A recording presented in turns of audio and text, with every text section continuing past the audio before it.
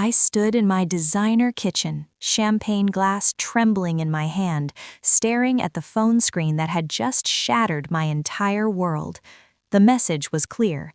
Can't wait to feel you again tonight. Your wife is so clueless.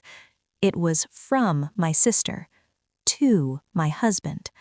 But here's what they didn't know. I wasn't clueless anymore, and what I was about to do would destroy both of them so completely they'd wish they'd never been born. This is my story. Every word is true, and if you've ever been betrayed by the people you loved most, stay with me, because by the end of this video, you'll understand why revenge isn't just sweet, it's absolutely necessary. Before we dive into this story, hit that subscribe button right now. I share real revenge stories like this every single week, and trust me, you don't want to miss what happens next. Now, let me take you back to where this nightmare began.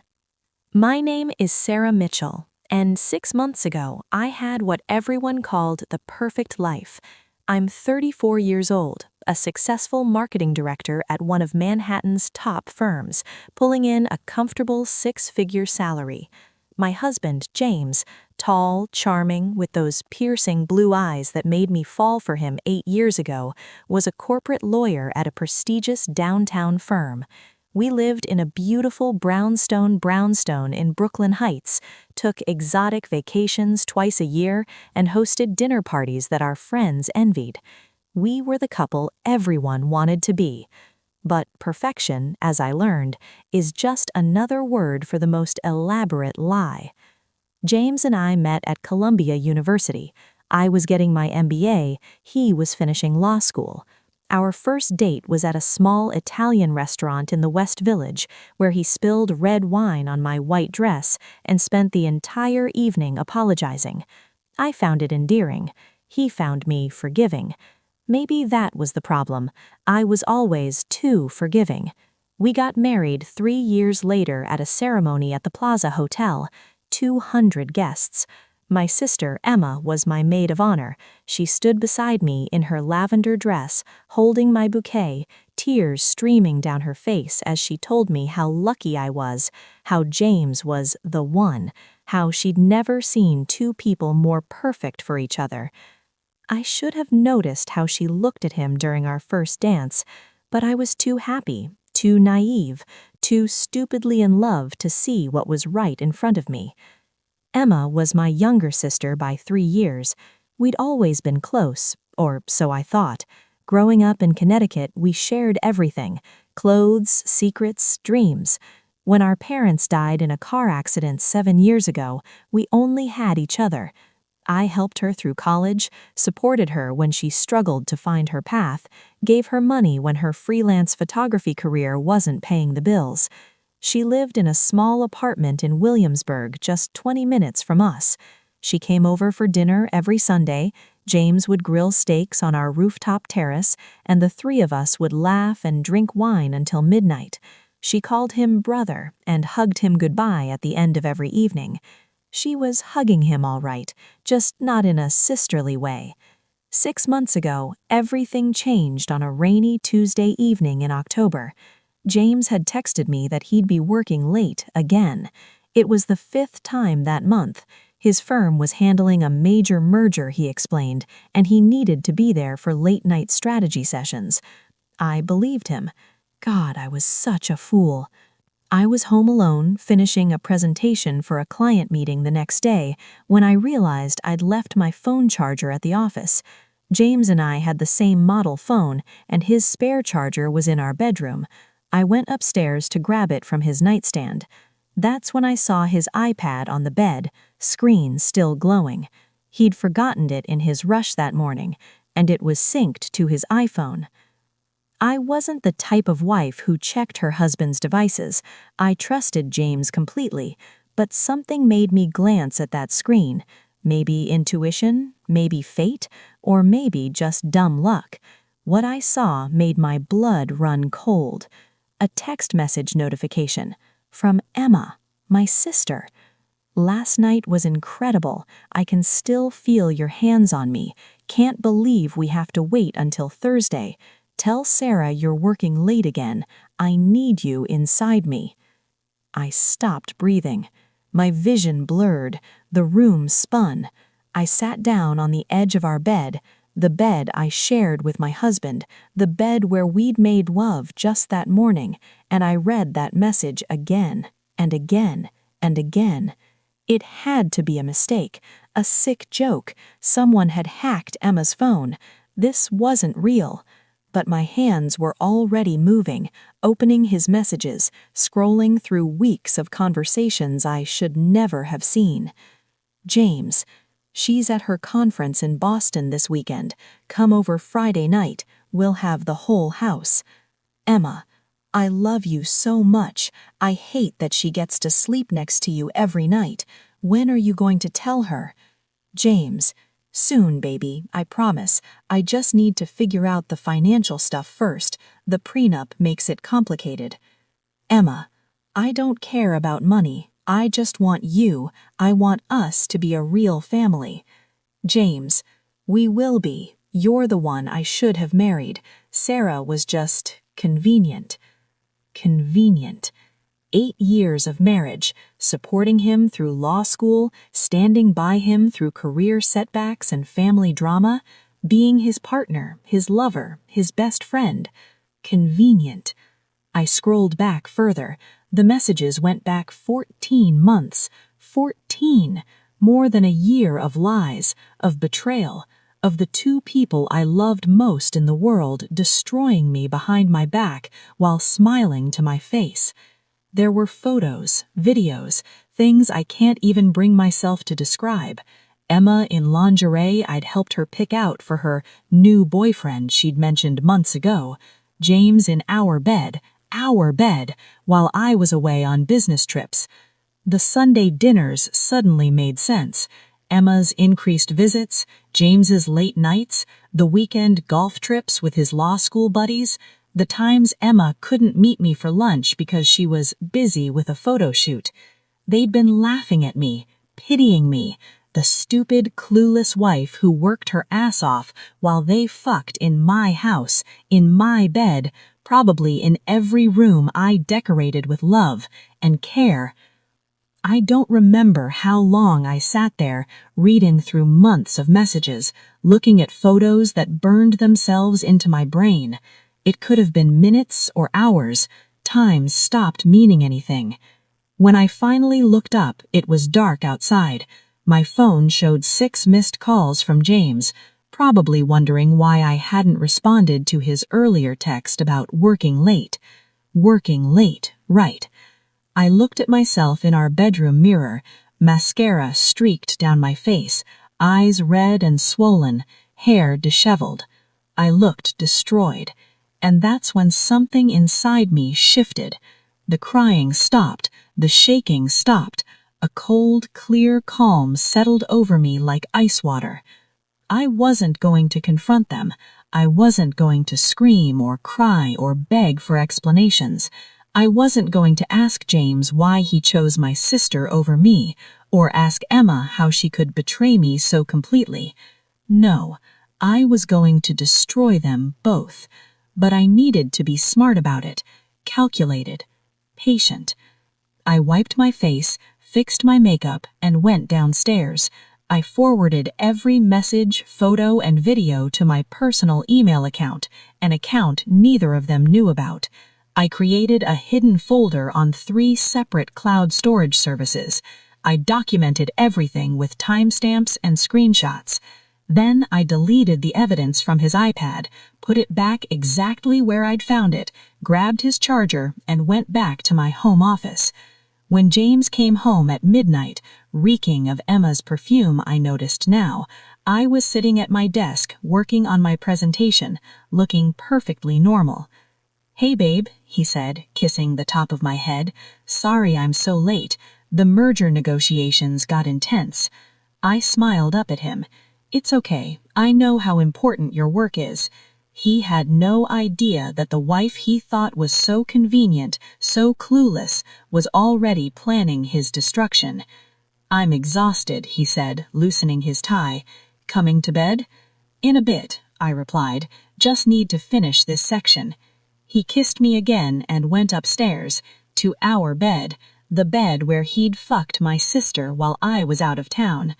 I sat at my desk, hands steady now, mind clear and sharp, and I began to plan.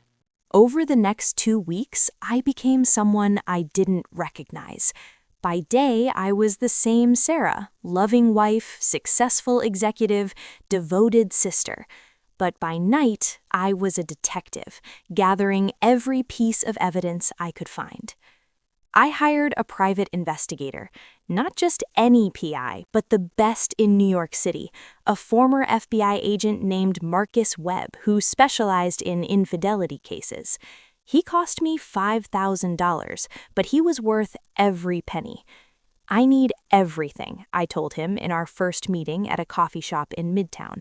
"Photos, videos, timeline, locations, financial records, everything." Marcus looked at me with something like sympathy.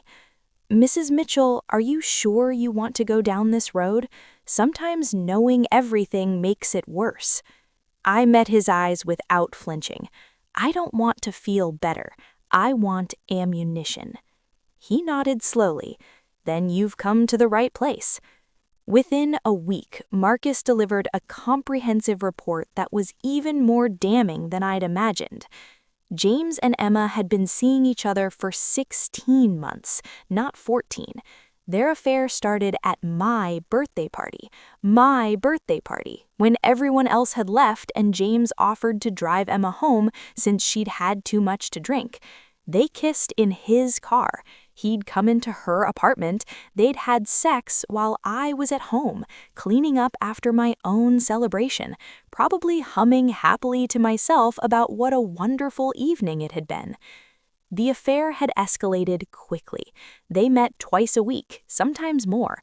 Hotel rooms in Manhattan, Emma's apartment when I was at work, our house when I traveled for business, which I did frequently, sometimes for 3 or 4 days at a time.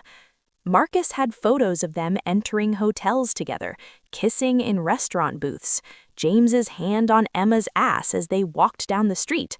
The images were date-stamped and location tagged, irrefutable proof. But the financial investigation was even more interesting. James had opened a secret bank account.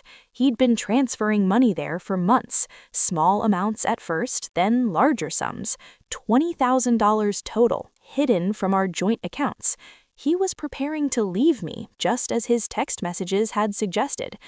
But here's what made me smile when I read Marcus's report. James made a critical mistake. Our prenuptial agreement, drawn up by my attorney before our wedding, at my father's insistence back when he was still alive, was ironclad. If James cheated, he got nothing. Not half our house, not half my 401k, not half anything. The prenup stipulated that in the event of infidelity, the cheating spouse forfeited all claims to marital assets. James was a lawyer, a good one. He should have known better. But love, or lust, or whatever the hell he felt for my sister, had made him stupid. I also had Marcus investigate Emma's finances. What he found there was equally illuminating. She was broke. Her photography career had never taken off. She had $30,000 in credit card debt, was 3 months behind rent, and had been borrowing money from James, my money since we had joint accounts, to stay afloat. So that's what this was.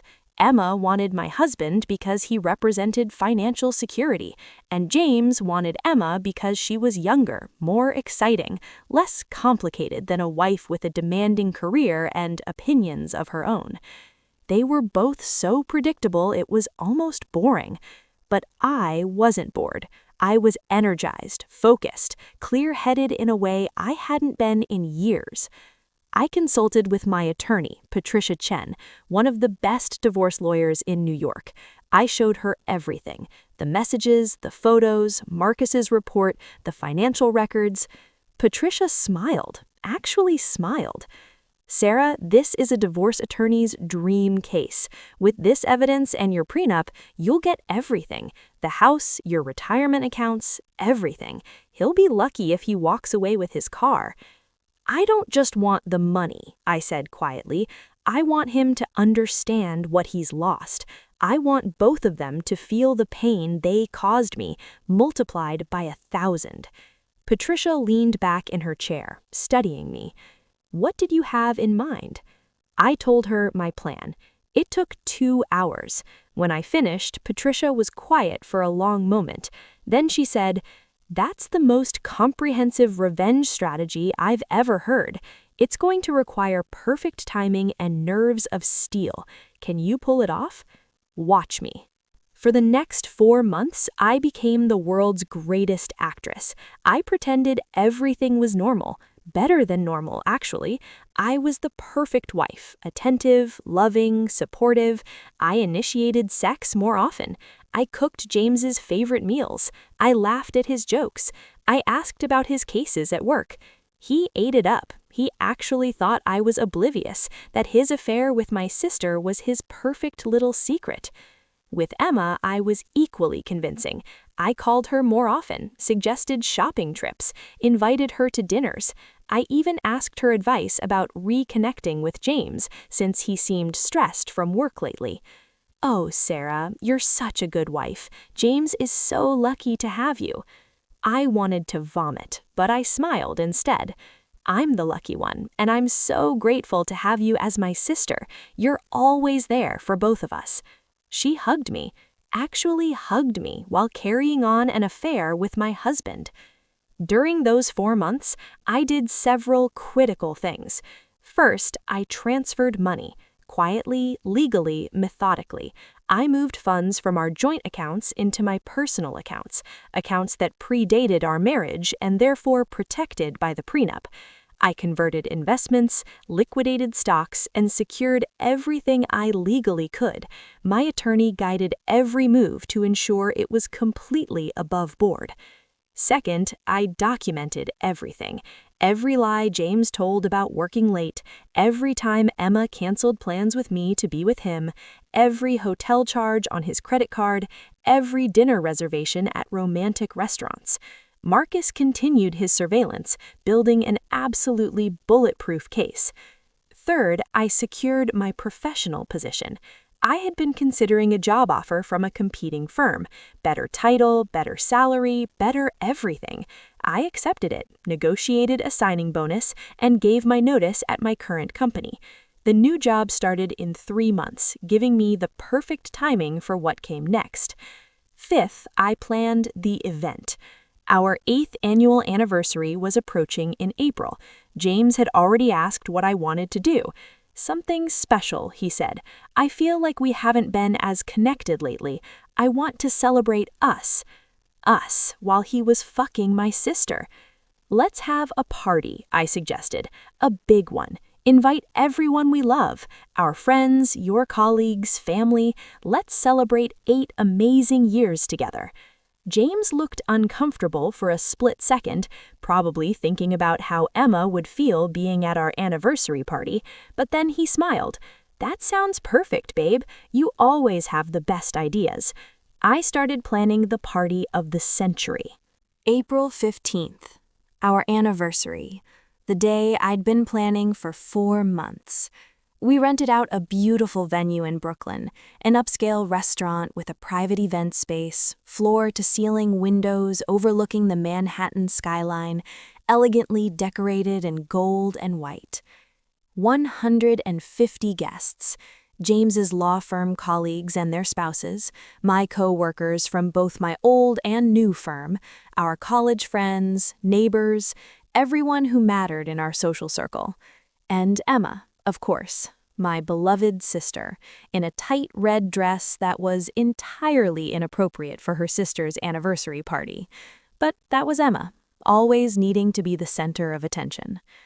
I wore white, a beautiful, flowing dress that made me look like a bride all over again.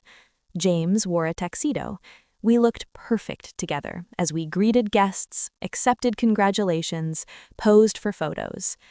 James's parents were there, beaming with pride at their son and his successful wife. My aunt and uncle, my only remaining family besides Emma, hugged me and told me how proud my parents would be. If they only knew. The party was perfect. Champagne flowed, the food was exquisite, a string quartet played our favorite songs. People gave toasts about love and commitment and what an inspiring couple we were. I watched Emma throughout the evening. She was drinking heavily, I noticed, probably anxious about being in a room celebrating my marriage, while she was secretly sleeping with my husband. Good. I wanted her uncomfortable. James was nervous too, I could tell. He kept checking his phone, probably messaging Emma when he thought I wasn't looking. At 9 p.m., exactly as I'd planned, I clinked my champagne glass to get everyone's attention. The room fell silent. All eyes turned to me. "Thank you all so much for being here tonight," I began, my voice steady and clear. 8 years ago, I married the man of my dreams. James, you've been my partner, my best friend, my everything. I can't imagine my life without you. I paused, looking directly at him. He smiled at me, completely unsuspecting. Tonight, I want to do something special, something to show everyone here how much I love my husband and how grateful I am for our marriage. I nodded to Rachel, who was stationed near the AV equipment we'd set up earlier. She hit play on her laptop. The large screen behind me, the one we'd used to show photos from our wedding and honeymoon, suddenly displayed something else. A video. James and Emma. In our bed. Date stamped from 2 weeks ago when I'd been at a conference in Chicago. The room erupted in gasps. Someone screamed. I heard James say, "What the fuck?" behind me. But I wasn't done. I also want to thank my sister, Emma, I continued, turning to face her. Her face was white, her eyes huge with terror. Emma, you've been such an important part of our lives, so involved, so intimate with our family. The video kept playing. There was no sound, thank God. I had some dignity, but the images were crystal clear. James and Emma. In multiple positions, in multiple locations. Our house, her apartment, hotel rooms. The timestamps scrolled across the screen showing that this had been going on for 16 months. Jesus Christ, Sarah, turn it off! James lunged for the AV equipment, but my friend Marcus, yes, I'd invited my PI, blocked him. No, I said, calmly. Everyone here came to celebrate our marriage. They should know what they're celebrating. The room was in chaos. People were shouting. James's mother was crying. His father was yelling at him. My aunt was screaming at Emma, calling her things I'd never heard my sweet aunt say before. I let it go on for a full 2 minutes. Then I signaled Rachel, and she switched to a different display. Financial records. Screenshots of James's secret bank account, records of money he'd given Emma, text messages about their plans to be together after he divorced me. I've spent the last 4 months, I said, my voice carrying over the chaos, gathering evidence of my husband's affair with my sister. Tonight, I wanted all of you, our friends, our family, our colleagues, to see who they really are. I turned to James, who looked like he might throw up. By the way, darling, I filed for divorce 3 days ago. You'll be served with papers tomorrow. And thanks to the prenup you didn't bother to review carefully, you get nothing. The house is mine. My retirement accounts are mine.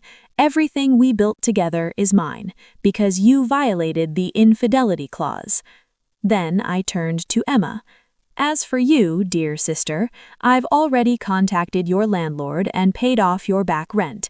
I told him you'd be moving out by the end of the month. I also paid off your credit card debt. Consider it my final gift to you, because after tonight, you'll never get another penny from me. And good luck finding anyone else to support you after this. I set down my champagne glass on the table beside me. The party's over. But don't worry, the bar's still open for another hour.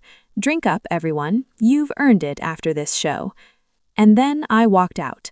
I didn't run. I didn't cry. I walked slowly, gracefully, my head held high, through a crowd of people who parted like the Red Sea.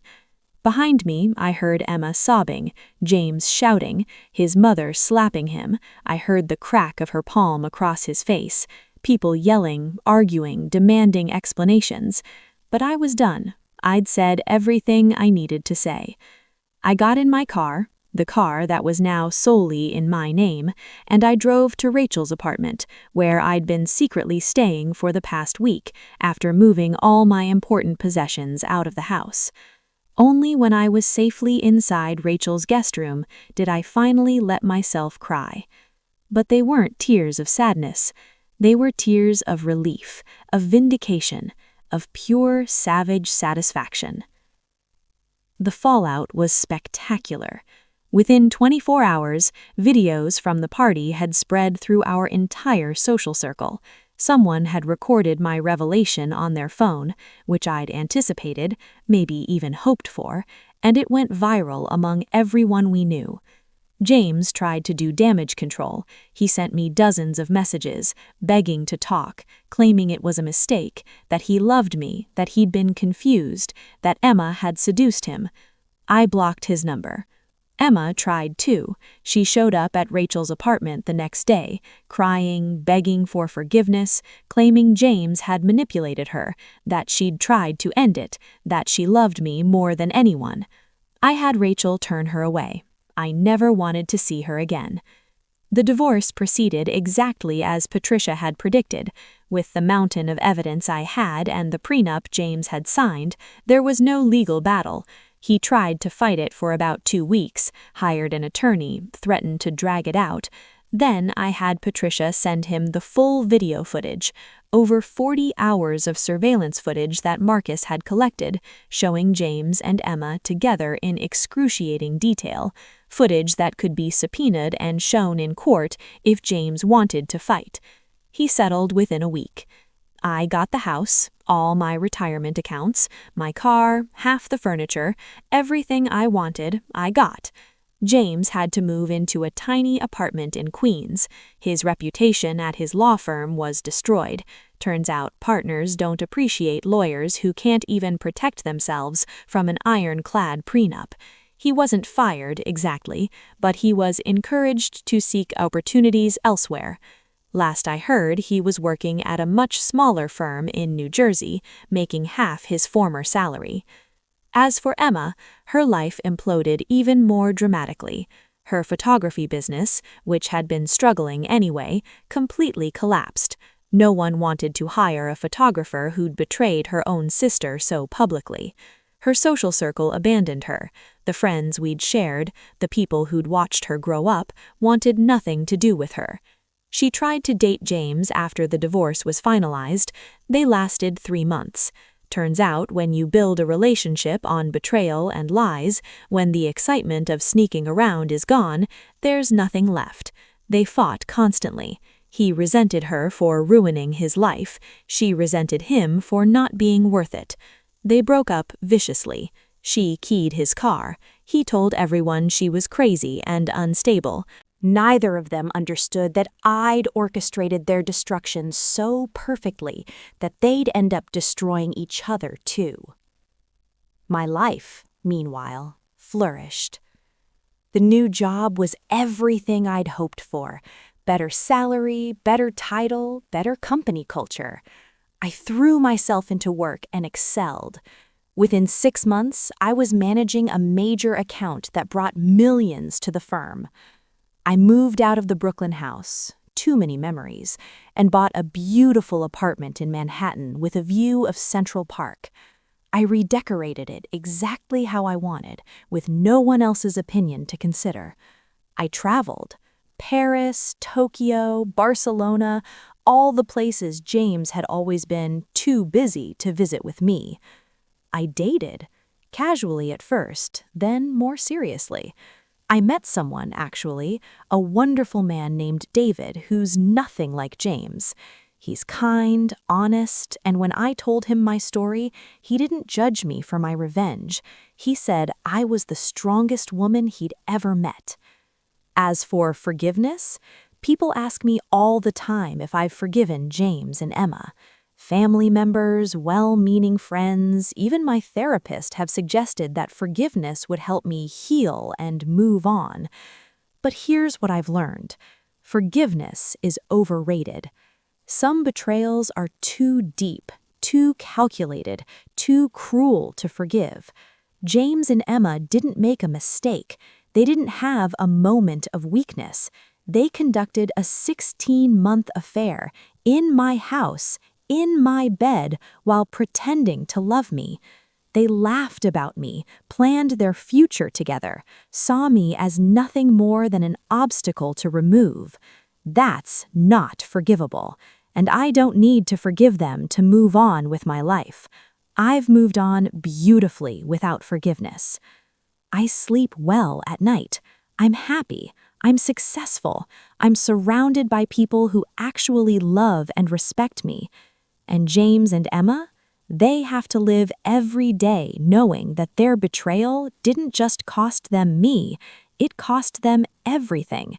Their reputations, their careers, their relationships with friends and family, each other. That's justice. That's revenge. And it's absolutely, perfectly satisfying. So, what did I learn from all of this? First, trust your instincts. If something feels wrong, investigate. I wish I'd noticed the signs earlier, the late nights, the secretive phone calls, the way Emma looked at James when she thought I wasn't watching. The signs were there. I just didn't want to see them. Second, protect yourself legally. That prenup saved my life. My father was right to insist on it. Love is beautiful, but legal protection is essential. Third, revenge is a dish best served cold, calculated, and comprehensive. If I'd confronted them immediately, if I'd screamed and cried and demanded explanations, they would have had time to prepare, to spin narratives, to turn people against me. Instead, I gathered evidence, planned carefully, and struck when they least expected it. Fourth, not all family is worth keeping. Blood doesn't excuse betrayal. I'm not obligated to forgive Emma just because we share DNA. She made her choice. She chose my husband over her sister. She can live with that choice for the rest of her life, alone. Fifth, you are stronger than you think. 6 months ago, if you'd told me I'd survive this betrayal and come out stronger, I wouldn't have believed you. But I did, and so can you if you're facing something similar. If you're watching this and you've been betrayed by someone you loved, I want you to know something. You will survive this. You will rebuild, and you will be stronger than you ever imagined. But don't let them get away with it. Don't let them walk away unscathed while you suffer alone. Document everything. Protect yourself legally. And when you're ready, strike back with everything you've got. If this story resonated with you, please subscribe to my channel. I share real stories like this every week. Stories of revenge, justice, and survival. Hit that like button, drop a comment telling me how you would have handled this situation, and turn on notifications so you never miss a new story. Thank you for watching, and remember, the best revenge isn't just living well, it's making sure they know exactly what they lost.